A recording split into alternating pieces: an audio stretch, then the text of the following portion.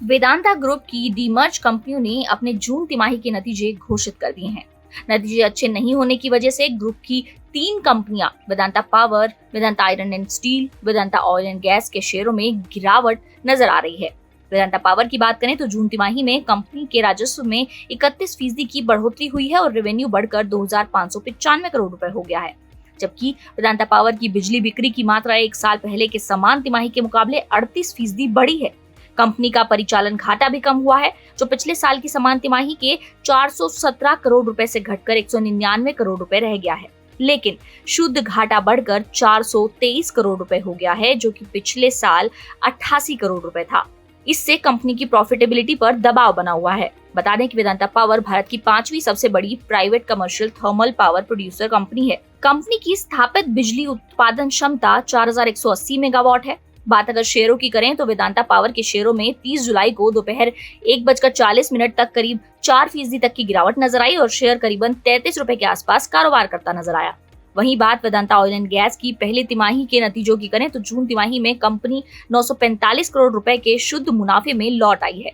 इससे पिछली तिमाही यानी कि मार्च तिमाही में कंपनी को 476 करोड़ रुपए का घाटा हुआ था। हालांकि पिछली तिमाही के मुकाबले कंपनी के परिचालन से राजस्व 3.1% घटकर 2,507 करोड़ रुपए रह गया। एबिटा भी 7.7% गिरकर 814 करोड़ रुपए पर आ गया है। कंपनी का एबिटा मार्जिन मार्च तिमाही के 34.1% से घटकर 32.5% पर रह गया है। यानी कि कंपनी के राजस्व और एबिटा में पिछली तिमाही के मुकाबले गिरावट आई है। बात अगर वेदांता ऑयल एंड गैस के शेयरों की करें तो शेयर 30 जुलाई को करीबन 1:45 के करीब 4.5% की गिरावट के साथ 33.50 के आसपास कामकाज करते हुए नजर आए। अब बात ग्रुप की तीसरी कंपनी की करते हैं, जो है वेदांता आयरन एंड स्टील। इस कंपनी ने कारोबारी साल 2027 की पहली तिमाही यानी कि Q1 के लिए अपने तिमाही दर तिमाही आधार पर घाटे से मुनाफे में वापसी की है।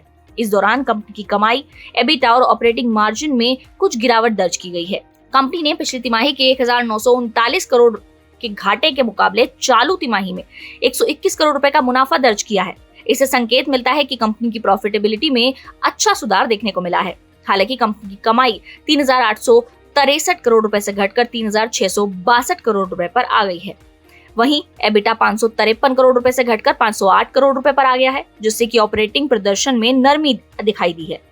इसके साथ ही एबिटा मार्जिन 14.3% से घटकर 14% पर आ चुके हैं, जो कि परिचालन स्तर पर हल्के दबाव का संकेत देता है।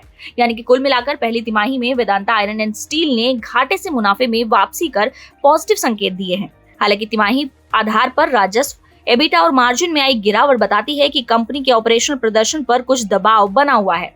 वहीं बात शेयर की करें तो शेयर 30 जुलाई को करीबन 1.5% से ज्यादा की गिरावट के साथ, बल्कि 2% तक की गिरावट के साथ करीबन 30 रुपए के आसपास कामकाज करता हुआ नजर आया। इसके अलावा वेदांता एल्यूमिनियम मेटल का शेयर भी करीबन 1% की गिरावट के साथ 435 रुपए के आसपास कारोबार करता नजर आया। अब देखना होगा कि आगे ये शेयर कैसा प्रदर्शन करते हैं, बाजार में कैसा इनका रुख रहता है।